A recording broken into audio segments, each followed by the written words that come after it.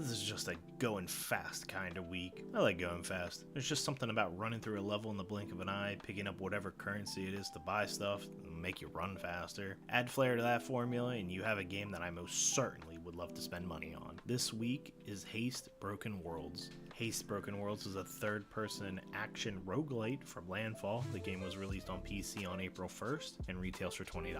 Although I did not pay much attention to the story, Haste is a game that revolves around a young woman, an interdimensional male person, Zoe. As it stands, the world is currently ending at the hands of the agency, a corporation, I guess, trying to force time and space to come together. It is apparently exclusively up to her to find out who is specifically trying to end the world and stop it.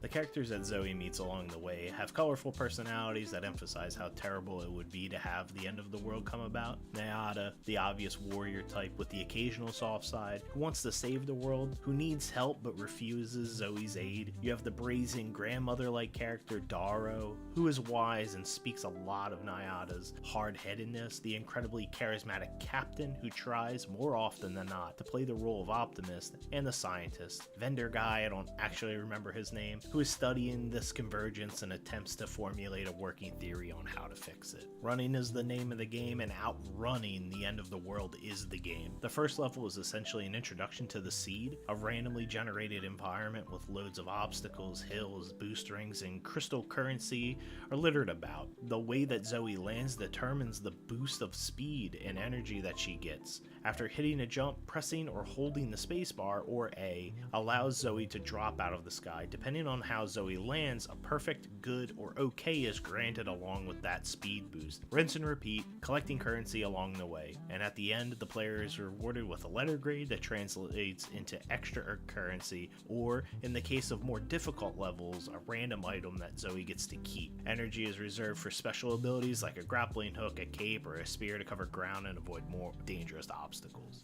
I do think that the running is great. Running at like 100 kilometers an hour is exhilarating, and hitting a jump and flying through the air and then land a super clean on the decline of the hill to get a boost is by far the most fun aspect of the game. The player can choose a path that can contain vendors, random events, more difficult section, and at the end, a boss fight. Vendors have items to buy that range from health, energy upgrades to a more focused upgrades like invulnerability after taking damage and crystal pickup range. Random events are to drive the narrative essentially, things like escaping a lava area, catching animals, or Nayada, and even jumping through rings to reward the player with more permanent upgrades. Harder areas and boss sections require the most attention as the difficulty slider has been turned up. More obstacles and a faster moving zone behind you require the player to be borderline perfect at all times to squeak out in one single extra item. Once Zoe loses 3 hearts, she is spit back out so that you have to start from the beginning again. I'm gonna be real honest with you, Haste could be a terrible looking video game.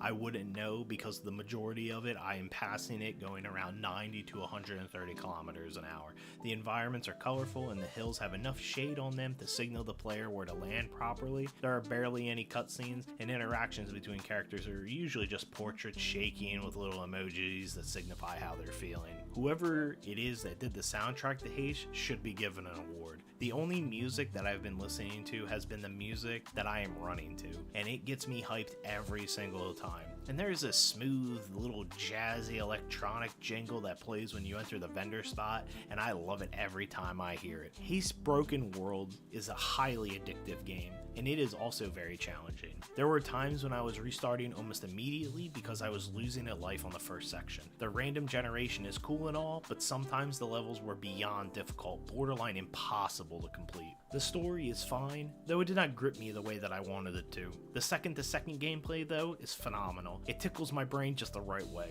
The roguelite stuff makes the game even more fun if done correctly, but it never really gives off that power fantasy that I wanted. Regardless, Haste Broken Worlds is a great game, but some wonky level generation and item pickups can cause bad feelings in the early game. If you do enjoy going fast, I couldn't recommend this game more. It is a definite must play.